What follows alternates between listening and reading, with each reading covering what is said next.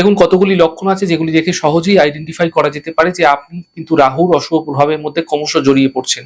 আপনি রাস্তায় বেরোলেই কোনো না কোনো কারণ ছাড়াই কুকুর আপনাকে দেখে চিৎকার করছে, অথবা আপনি যেখানেই যাচ্ছেন সেখানে শত্রু হয়ে যাচ্ছে। বিশেষ করে আপনার পরিচিত মানুষগুলো আপনার দুর্বলতার সুযোগ নিয়ে আপনাকে ভয় দেখাচ্ছে। কোনো কারণ ছাড়া মানে আপনি বদনামের ভাগীদার হয়ে যাচ্ছেন। সবই বুঝতে পারছেন কেন হচ্ছে, কে করছে, কিন্তু কিছু কিছু আপনি কেউ করতে পারছেন না তাদের বিরুদ্ধে। আপনি বারবার অবৈধ কোনো কাজ বারবার জড়িয়ে পড়ছেন, বা অবৈধ কোনো সম্পর্কে জড়িয়ে পড়ছেন। আপনার বাড়ির ইলেকট্রনিক্স এর জিনিসগুলো ক্রমশ খারাপ হচ্ছে, কর্মক্ষেত্রে বারবার পরিবর্তন আসছে, কোনো কারণ ছাড়াই এমনটি হচ্ছে। আপনার কাজকর্মের মধ্যে উত্থান পতন প্রবলভাবে লেগে থাকে। অর্থাৎ কখনো প্রচন্ড ভালো, কখনো আপনি নিঃস্ব হয়ে যাচ্ছেন কাজকর্মের দিক থেকে। শারীরিক ক্ষেত্রে একাধিকবার অপারেশন হচ্ছে আপনার, বারবার ভালোবাসা, প্রেম, বৈবাহিক জীবনে, অর্থনৈতিক ক্ষেত্রে প্রতারিত হচ্ছেন।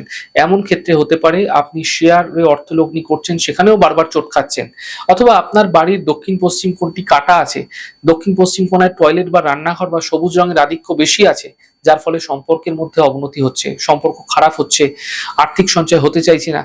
কোনো কিছু না করেও দোষের ভাগী হচ্ছেন। যে কোনো নেশাতে আপনার আসক্তি বৃদ্ধি পাচ্ছে, তা যে কোনো ধরনের নেশাই হতে পারে। আপনি কি মোবাইলের নেশা আসক্ত হয়ে যাচ্ছেন?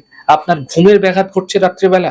যারা পড়াশুনো করছে তাদেরও দেখা যাচ্ছে, পড়তে তো বসছে কিন্তু পড়াশুনো করছে, তাতে মন চঞ্চল থাকছে, মন সঠিকভাবে বসছে না। অথবা আপনার মোবাইলের স্ক্রিনটি সর্বদা ভাঙা রয়েছে, ফাটা রয়েছে, ক্র্যাক হয়ে গেছে। এমন ক্ষেত্রে জানবেন এটি রাহুর অশুভ প্রভাব থেকেই এমনটি হয়ে থাকে আপনার জীবনে।